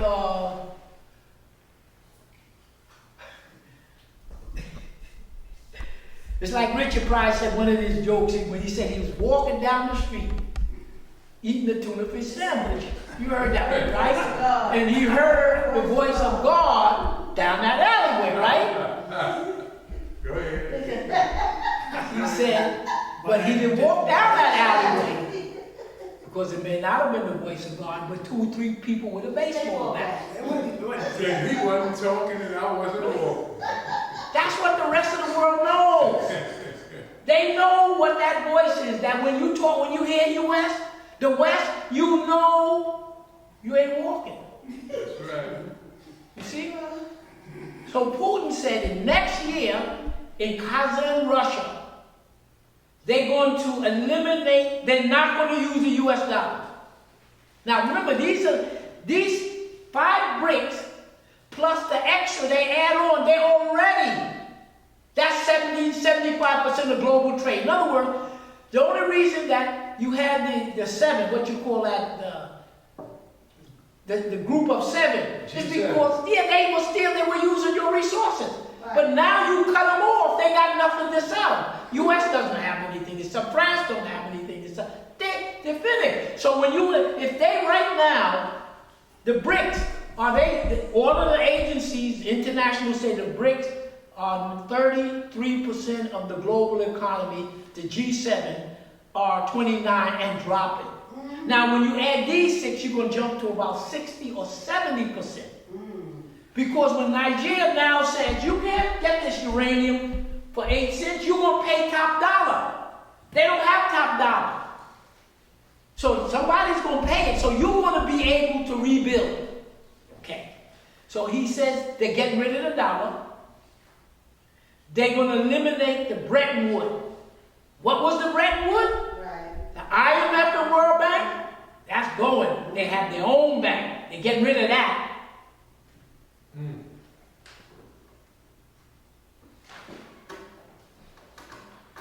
The Bretton Woods was also rules-based. Rules-based meant the United States and NATO, they went around kicking ass and nobody could stop them. Right. They now said, no, we're going to do global-based. The rules of the world is going to come from what was written in the UN Charter, not for the European. How many times the United States invaded countries since World War II? About 50 or 60? That's the rules base. We go in when we want. No. But you don't have the big gun anymore. Russia is demonstrating that to the world. That now Russia is the largest, most powerful military at this point. So when they said they're eliminating the rule Bretton Woods, that means that rules base that the United States and the rest of them used to do, that's over. We're going to talk and we're going to have peace. And they're going to eliminate the World Bank and IMF. Why? He'll tell you why. No use of Western banking system, finances, or infrastructure. They're not going to use any banks anymore. Because most of the global thing was set up to the World Bank, IMF, and white people ran the banks and were globally. They get rid of the banks. They're not going to use the banks. They get rid of Bretton Woods. They're not going to use the SWIFT system. The SWIFT system is that international system that you use, like, you order online. Iran wants to buy some Russian jets. They have to use that system, which is controlled by the U.S., the SWIFT system. Right. So they listen in. So when Russia wants to when Iran wants to communicate with Russia, they have to pay a fee for that communication, like you pay a fee for the bank. And when Russia, to reply, they have to pay a fee. So the United States is making millions and millions of dollars with everybody using the fee, just like they use it.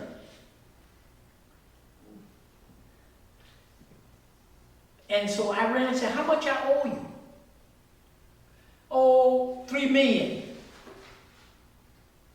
Where is it? It's in this bank.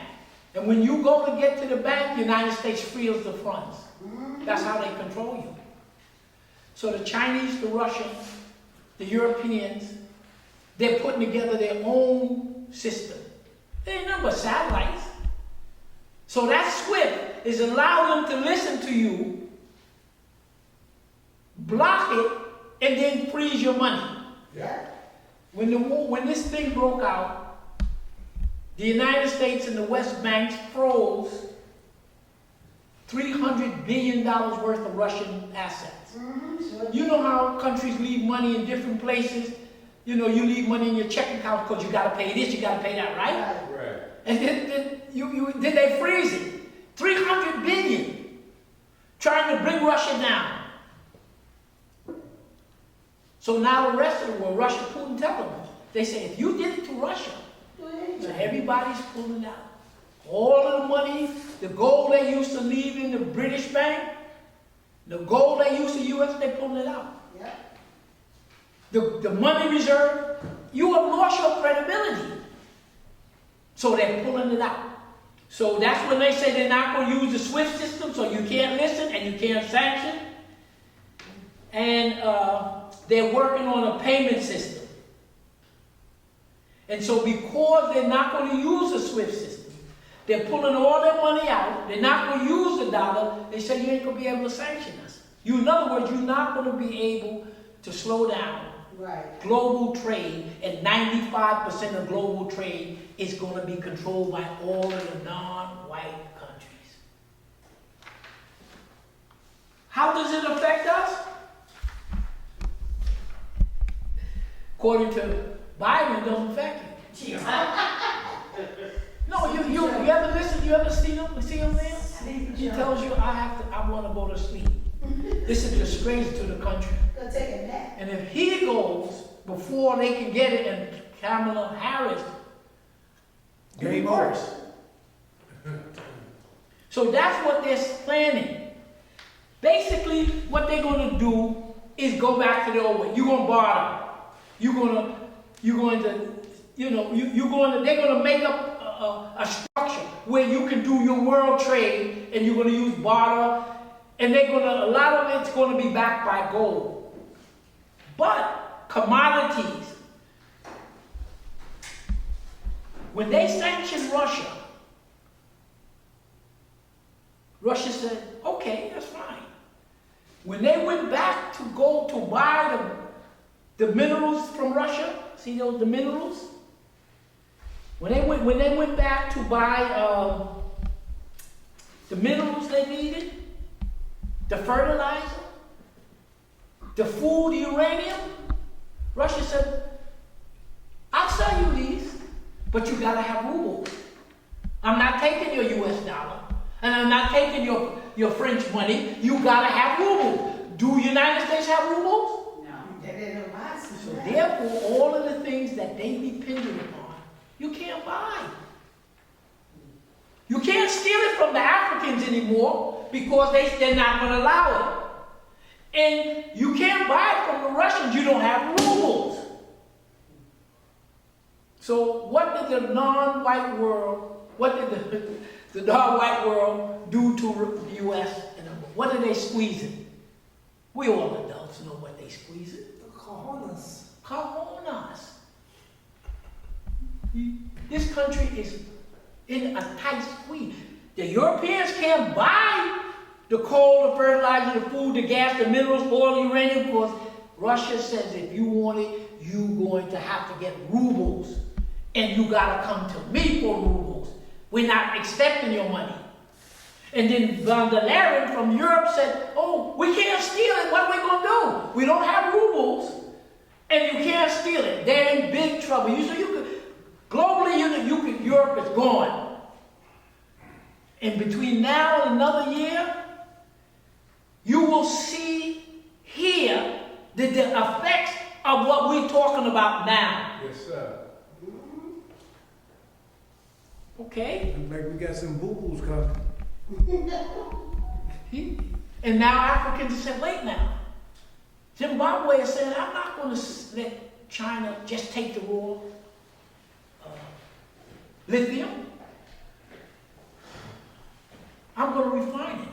So everybody now says, the Democratic Republic of Congo said, you want some uranium? You want some cobalt? What am I going to get from you? You're not going to steal it. I want something from you. What does the United States have that the Congo needs? What is it that Africa needs from Europe? Nothing. They don't have anything. They don't have anything. And now, because of your racism and everything, why would anybody want to do business with you? Nobody wants to do business with you. They're not going to because of what you did. You see how they hanged you? Yes, sir.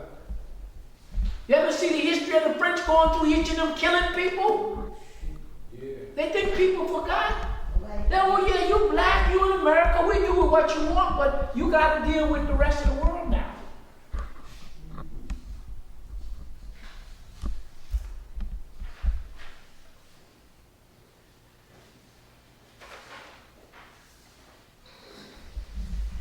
In this bottom of the page, as we wind down, China is having a conference in October of the Belt and Road Initiative. How many countries are coming? 90. Who's coming here? If we were running a country and you want anything built, would you come here for it? Forget it. Even if you get passed, of what they did to us when they hanged us. United States is asking, China is repairing, what you call that bridge in San Francisco? The Golden Gate Bridge. They're asking China. In other words, the white people got this technology from you when they took the thing. And they sold it off. Because it wasn't their technology. They sold it off for money. They de-industrialized the country. You know that, right? Right. So therefore, yeah. So they can't repair that. So who would come here to get what? Nothing. You don't have to come to the United States. First, because they rape you, kill you. Second, because there's nothing that you need to build your country they got, because everybody else got it. Right.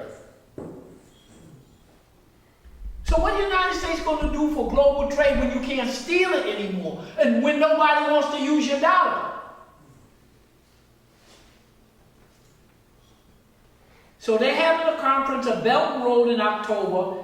It's 155 countries, 32 international agencies, $1 trillion, 90 countries. You see where the world is going. They're dealing among themselves. And you don't have to worry about China dominating. China can't dominate like the United States. That was a fluke for the United States to come out with everybody. Now everybody's industrializing now. Yeah. So Africa is going to build. Let's go to the last page.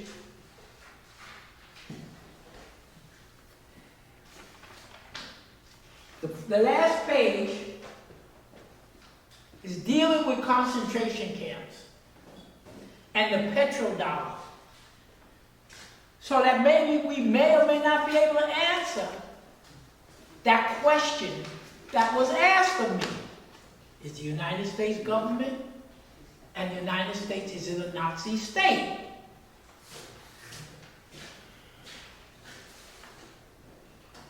The last page here is called concentration camps.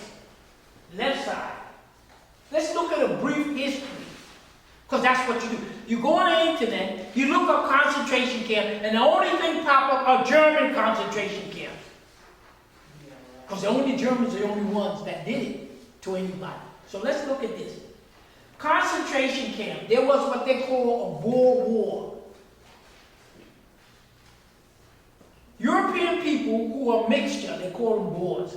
They're German, French, English. They're all white people that mix up.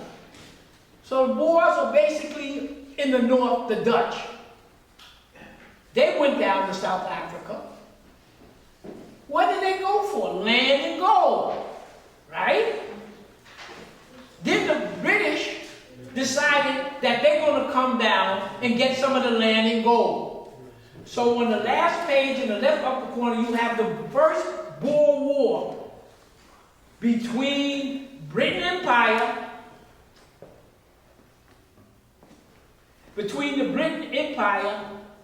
and these Dutch.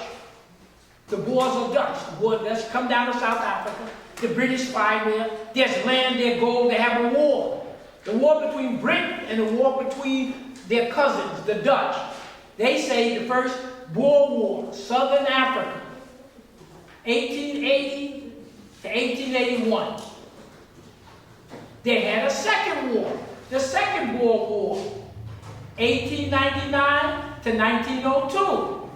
The British against their cousins, the Boers. Britain won both of them. In the process, in the Second World War, 1899 to 1902, the British decides to construct concentration camps. And according to the documents, based upon what you can find, is the British constructed in South Africa 40 concentration camps for the Boers, their cousins. They claimed they put 150,000 of these white people in there. Men, women, and children. And there's at least, out of the 28,000 deaths, they jam them up in these concentration camps. There are a lot of them, too many to put here. So the British said, we're fighting the Boers, And they're giving us hell because they claimed that the British had 350,000 troops. And the Boers only have 50. And they were giving the English hell. So they decided to concentrate the Boers. So one of the earliest documentation of a concentration camp was by the British. 1899 to 1902, they incarcerated, according to them, they said there were 40 concentration camps. They put their cousins, the Boers, in them, 150,000, 28,000 deaths, 22,000 children. At the same time, they say they made another set of concentration camps, 60 of them, to concentrate the Africans. They claimed 115,000, 20% of them children died. So you already have the history of the English using concentration camps, 1900, on their cousins, fighting them over African gold and land. Let's swing over to this section, and then we'll end with the colored section. Concentration camps in the United States. United States of America, 1,600 plantations of enslaved Africans by the million. Plantations are concentration camps by the millions. 1,800 reservations for the indigenous people. They were concentrated. When they put them reservations, it's 2 concentration camps. 1942, 1945, internment camps. Camps for the Japanese in the United States of America during World War II, Executive Order 9066, President Franklin Roosevelt, they can concentrate all of us black folks on a executive order. That won't do it. There's no history of it. So President Roosevelt, Executive Order 9066, they said they incarcerated 125,000 Japanese under horrific conditions. They say 2/3 of them were natural-born Americans. And they admitted that only 3% of the Japanese population was a threat. The Japanese that worked for the white people in Hawaii, they didn't concentrate. But they concentrated here and took their farms and businesses. I omitted the concentration camp that the United States is 4% of the world's population. They got 25% of people incarcerated here. And most of them are our young men. They don't have any concentration camps here. Prisons are concentration camps. Concentration camps are concentration camps. Plantations are concentration camps. And then they put a little icing on the cake. The book, A Forgotten History of How the United States Government Segregated America. U.S. cities are urban concentration centers. Open air, yeah. Now you judge, I didn't judge any, I just read what this side of me wrote. History. You judge whether the United States government and the United States are a Nazi country. We're going to end with the petrodollar.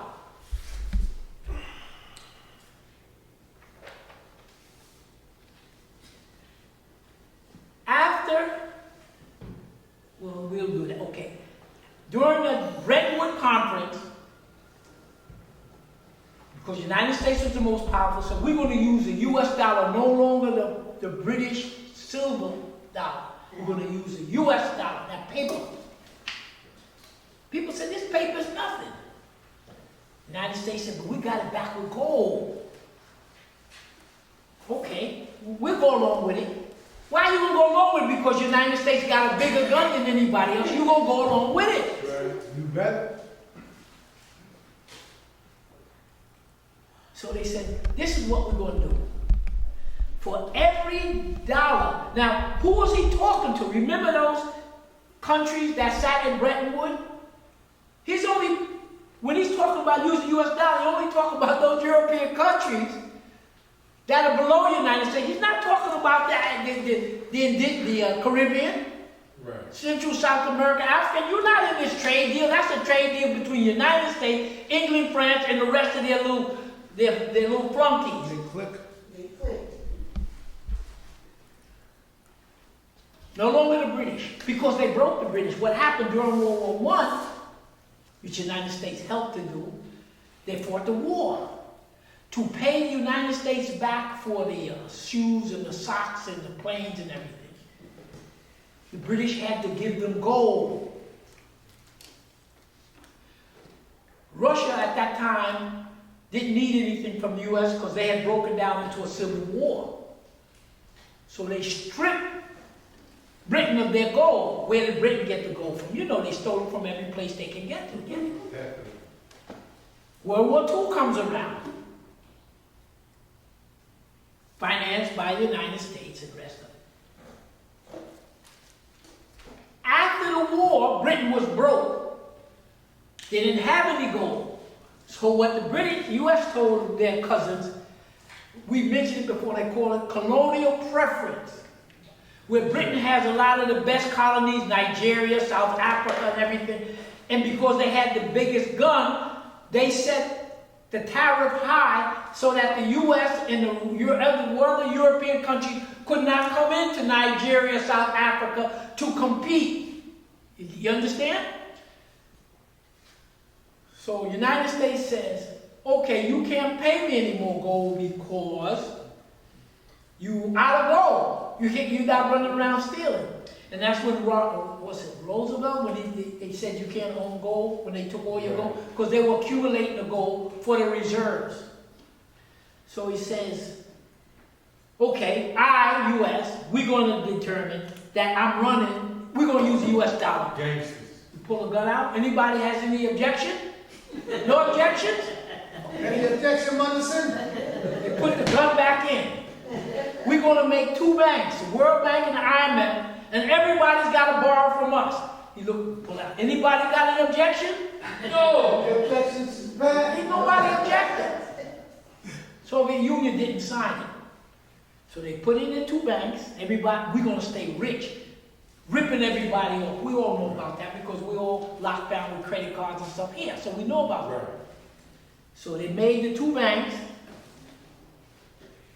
They made it so that the United States, England, France, the United States, and nationalist China in the Security Council. And the Soviet Union is the only one that's not. And they made the rule. Who do we want to invade today? We want to invade here. Anybody has any objection? You see how it was run, right? That's the rules base. The objection here. But now that China and Russia and everybody else got the weapon, the rules base is gone. That's out of it. And Trump and what they say, Brick said, you can forget Bretton Woods. We're not using that bank. Everybody going to use our bank. Ain't nobody going back to that racket bank. So,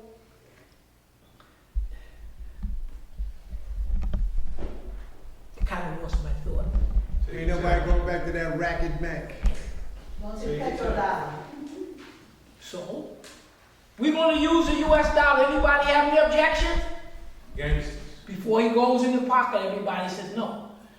But you have to back it with gold. Okay, we're backing with gold. So the rule was, for every U.S. dollar the U.S. print, they supposed to hold 32, what's it, 30 ounce, 1 ounce of gold is supposed to be equivalent to $31 or $36. So that if you give me a whole lot of your paper, I should be able to come back with the paper and you have to give me gold. That's the only reason we say we'll go along with it. Somebody asked the question. Okay, we'll go along with it. Let us see the gold. Anybody have any objection? Nobody ever saw the damn gold. The gold was the bullet. My friend in Vietnam told me, and even Professor Allen said, the worst thing I've never been in the military. They asked me to come in, but I told them, they told me no. I told them I want to come in as a general. 4-star, $100,000. Get out of here. So, my friend in Vietnam, when he had a problem with the white officer, he told the officer, I have to remind you, everybody here is armed. So you see, I'm not a violent person, but y'all understand this. Sure. So, The equalizer. they never showed the goal. You don't know what's there. So anyhow, everybody has to use the US dollar, and they got a reserve currency from what, 1945, 55, 65, and then 1971.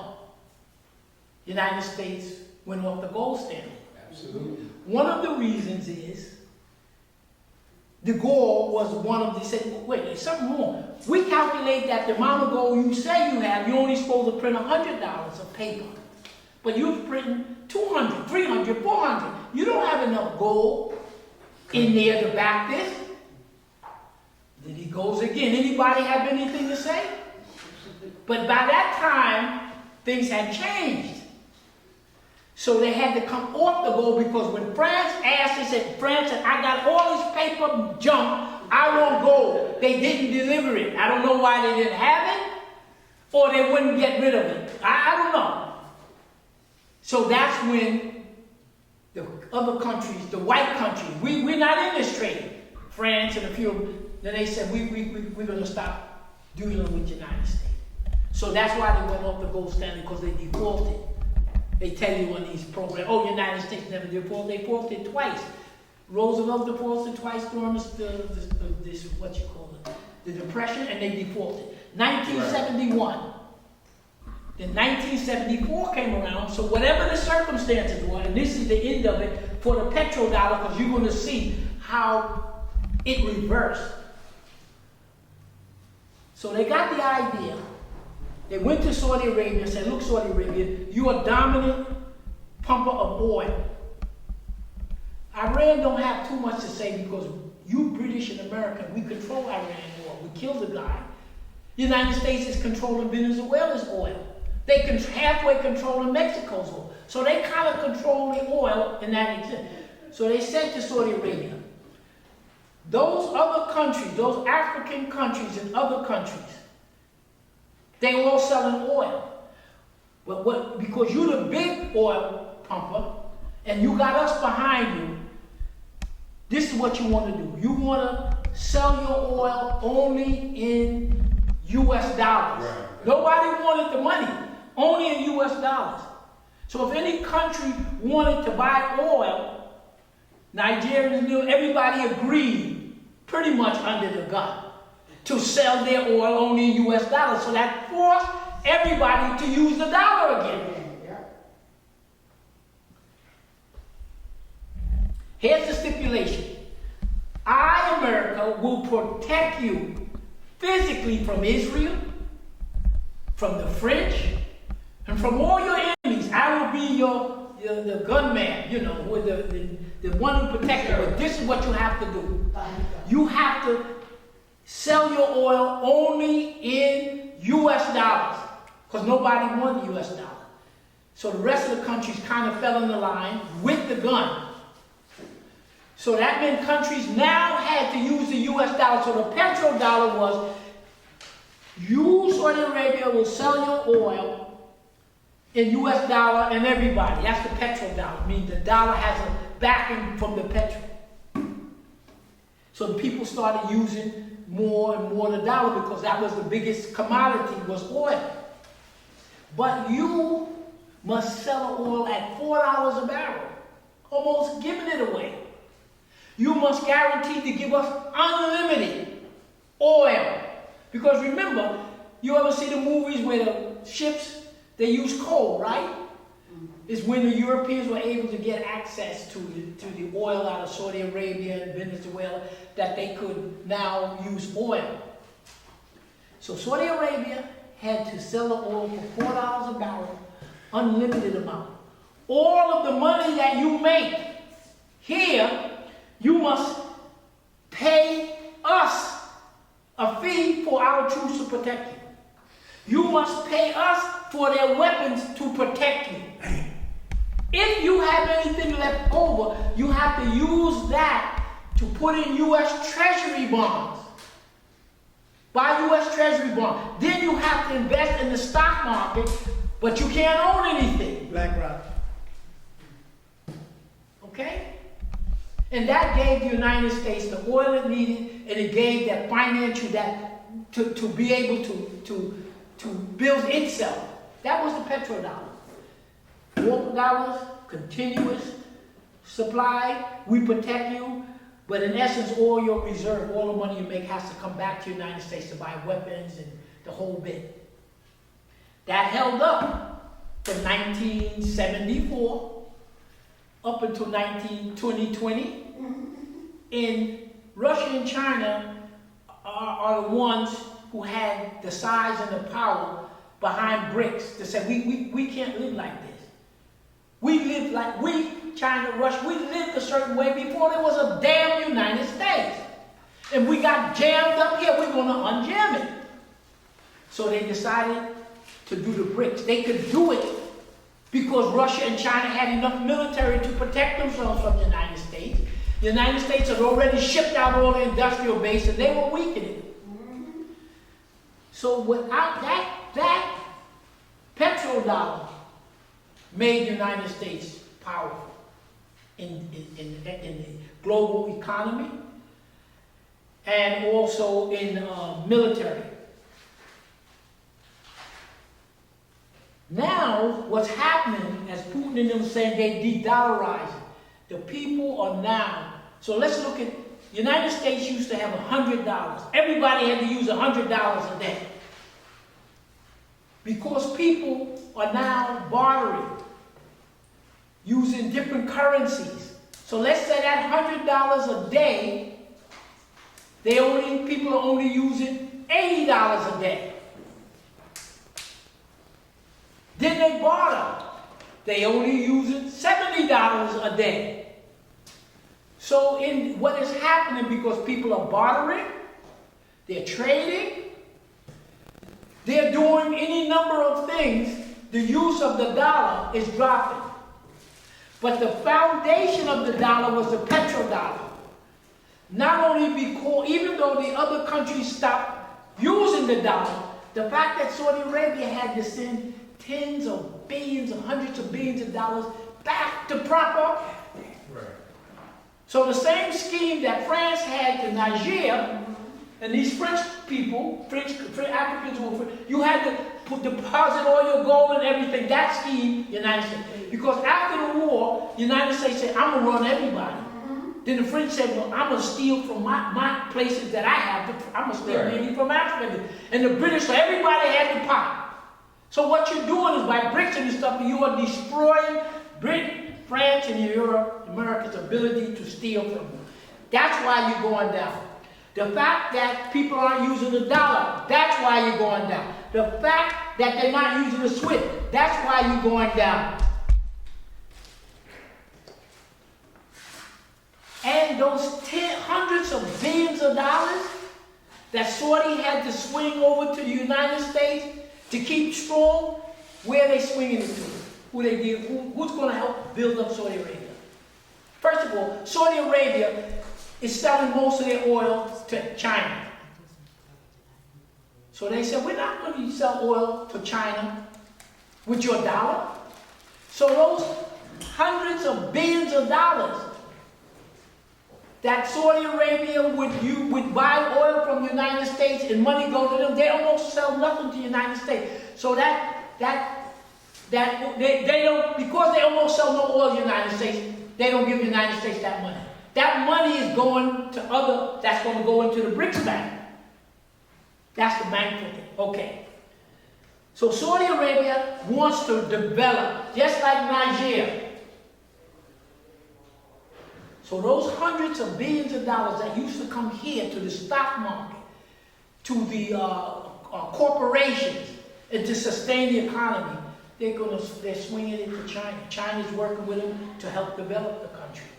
And that's what everybody's going to do. They're going to, whatever business they did with the United States, they're going to swing away because they're getting a rotten deal. And the gun doesn't help anymore. So let us read this last thing and then we're finished. The petrodollar, 1944, U.S. oil, global currency, 1971, U.S. defaults on the dollar. 1974, you had the petrodollar. Saudi sells oil, etc. We went and explained that. And now what's happening is Saudi Arabia is going to join the BRICS. The hundreds of billions of dollars that would normally go into the U.S. economy is going to go into the Saudis' bank. Saudi's going to split some of it between the BRICS bank, and work with China and everybody else to develop. Basically, that's what's going to happen to us. Us meaning U.S. yes. Russia has the big gun, not the United States. The rest of the world is working among themselves. They're not bothering with the UN, with all that Security Council stuff. Okay? Let me just mention one other thing about the concentration camps. Professor Mackey had us buy a book called The Crimes and Punishment of I.G. Farben. It's a short book. So I just rechecked it here. I.G. Farben was a conglomerate of 6 of the biggest chemical, you don't have this here, 6 of the biggest chemical plants in Germany. It said it was the 4th largest corporation in the world at that point. And I.G. Farben used at least 30 to 50,000 worth of forced labor. And they said they had 3 plants, Auschwitz, Poland. Auschwitz 1 was the administration to the concentration camp. Auschwitz 2 was that part of the camp for the extermination. And Auschwitz 3 was the industrial part. This company made rubber, oil products. It was one of the main companies to keep Germany's economy. The analogy is what Germany did when they went to war. There was a shortage of manpower. Right. There was a shortage of skill stuff. So you had to have somebody to work in these factories. And when you read up on it, somebody had to farm, somebody had to pick, somebody had to do construction, somebody had to, and after they used you up, what happened to us during so-called slavery time? They would beat us, they would kill us, they would abuse us, etc. Because there were plenty of Africans coming in. Right. When the British Empire said no more African trade, right, a lot of it dried up. So you couldn't get a whole lot of black folks to come back to replenish. Then they started breeding us. They need the power. So when you look back on it, Germany went to war, man and woman power shortage, and when you read what they were cooks, they worked in people's homes, they worked in the factories, they worked growing the food. The same thing the white man used you for, the labor, skilled and unskilled, to run the United States of America and to run the colonies. Germany used forced labor. They didn't pay anybody. They didn't pay us. They didn't pay these people. And then after, the people get sick. Are you going to feed them? No. You just kill them and get some more people. It was an economic decision. Of course, the racism factored in. I mean, of course, it's racism. You know, black people, we kill them off, we break them. So, when you look at what the British did to the Boers in South Africa, and what the Germans did to the people in Europe, and what the United States government is probably the biggest practicer of concentration camps. So whoever asked that question, they get this, they have to make a decision. Is the United States government and America, as it relates to what is in the documents, are they a Nazi country? Finish. Did you spell that name? You said Pharmaceutical company. Pharmaceutical. What you do is, yeah, you go to this cell phone. I think they made methadone too. IG Pharma, the bear was with them. There was a conglomeration of 6 of them. They put them all together and they all made money. And you know the United States and Allies didn't bomb any of the plants, any of the industrial plants that was, they didn't bomb. So it wasn't, oh, they hate Jews and stuff. No. What they did was, just like they did to us. Because there were so many of us coming in, they could beat us, murder, rape you. But then when it starts coming down, they had to breed you. You become more valuable.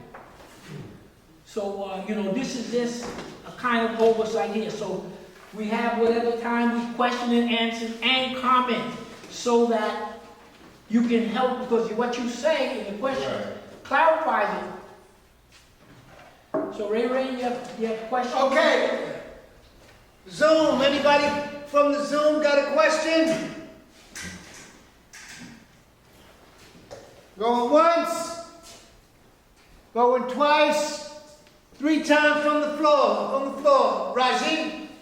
You mentioned North Korea just briefly. Can you discuss the devastation that was done to North Korea before it was even North Korea by the U.S. and why that country became what it was? I can't give you any specifics, but we have to look at the broader picture. You had the Chinese Civil War, right? And that's ended in 1949, but they've been fighting from the 1900s. You have a big place. People, different fractions are fighting over this. So you know that, let's put it, nationalist China was backed by the West. Communist China, then it's Russia, right? So you had these conflicts, they want power. So who does the United States going back? They back those Chinese that they can work with. Because remember with the Opium War, 1 and 2, they went in, they broke into China, they gunboat, they set up businesses, they infiltrated. Just like the French in here, you get in there. So they back nationalist China. They had a war after the Japanese were defeated, after these Asians fought against Japan. Japan was defeated, the Civil War recreated itself, and then the so-called communists won. Then you look back and say, how industrialized was there? How industrialized was anything in this? You go back to the slave trade, the slave trade started. How much, the ones who really had industry were Africans. Metals, materials, clothing. You had the industrial, what would be the industrial. And they brought us here, skilled and unskilled. And they brought our cloth making, coat making, because when the Europeans were wearing skins. But you have that cloth and everything. So your industrial revolution of clothing, machines, how to work and coordinate. They were working steel, iron, you have all of that. So they got it from us. Put us here, and then brought us back, and we developed the technology that these Europeans have. Textiles. Yeah. The textiles and all of it. Then they got it, used our invention, and then when they reached a point, development, the cotton, that was a major thing there, and then the white people who ran it, they just sent the technology over. So we got to look at it as, when we look at industry, what part of the world was industrialized to what portion? The Asians were primarily fighting the Europeans. See, our fight was with the Europeans, right? But who was the Asians? Had the same fight. They're trying to drive out the English. The French was there, right? The French and the English came. Huh? Boxing rebellion. Yeah, the French and English came there with the Opium War. They broke in and started changing China. Then the French came, they took over Laos and the rest of it. So you had the French in the Asia, you had the British in Asia, you had the US. The same three. Same three gave the Asians hell. We went through our revolution to get rid of them. The French went through ours. The Chinese Civil War was one. The Chiang Kai-shek went over. The Korean War was another struggle to unify. The Russians came down, and the Americans came up, and they met, and they had what divided the North and South Korea. Then, what the deal was, the Vietnam the same way. You had, in other words, you're pushing out the Europeans. Vietnam, United States coming up, China and Russia coming down. They divide Vietnam. They divide North Korea. They made an agreement that they would have future elections to unify. The United States reneged on it. But basically, who was the major problem for Asia? It was the Japanese who went in to conquer, but after the Japanese, it was the U.S., the French, and the English, the same three. Yes. Just to respond to your question you put to the floor with respect to, is America a Nazi country? I would say that Madison Grant said that the techniques that were utilized in Germany were a result of a German study in American U.S. history. The way the U.S. Treated Native Americans, the way the U.S. treated African Americans, and so on. So the greatest criminal acts that you can see in Germany was all in emulation of what was transpiring here. So I guess I'll be an army of one and say, in that sense, America is not a Nazi country. Nazis were an American country. But That's my response. Yeah, that's the history. It's there. That's how we presented it. They came here. Their cousins came here and learned how they were. Concentration camps, plantations, reservations. They did. Come on, kid. Yes, ma'am. Okay, anybody else got a question? Oh, I got a question, but Munderson first. In movie Shooter, that girl was said to the guy, nice presentation. Thank you. I gotta give you credit. You do the homework. But right here, previously, you did another presentation, and the question was put to you, and you said, it's my job to present the information. You have to do the analysis. Correct. Okay? Now, we got to take into consideration what the enemy is doing while we're seeing what's going on. Okay? So, if you believe we cannot allow, especially our young people, to imagine that the package of information that you presented is the entire whatever about it. So they got to do their own research and what have you. But back in 98, Sonny Carson was in Africa where he took the bones. And Jerry Robbins told him, he said, Africa's Trojan horse is the Black American. Okay? We don't have anybody in China. We ain't got nobody in Russia. We got 50 million Africans here. Okay. So we have to be aware of, as the plates shift, what's happening over here. Because the Americans ain't going to sit back down, and even the Europeans ain't going to sit back down and allow Brits to take over the world. So they got to have a plan. And we need to be aware of what that plan is to come to this new development. So all I'm saying is that we have to teach the young people how to do analysis. I call it intellectual autonomy, where they're able to read. Marco, the chancellor just said that reading is dismal. I just created a 12-volume reading set. It's gone nowhere. I haven't released it, but I'm teaching young people how to analyze, read and analyze information so that you don't accept anything that's just presented carte blanche and say that's say that I want to commend you, PMP Secretary Hill. I want to commend you for your presentation. It's very comprehensive, it's extensive, it's a lot of facts in there.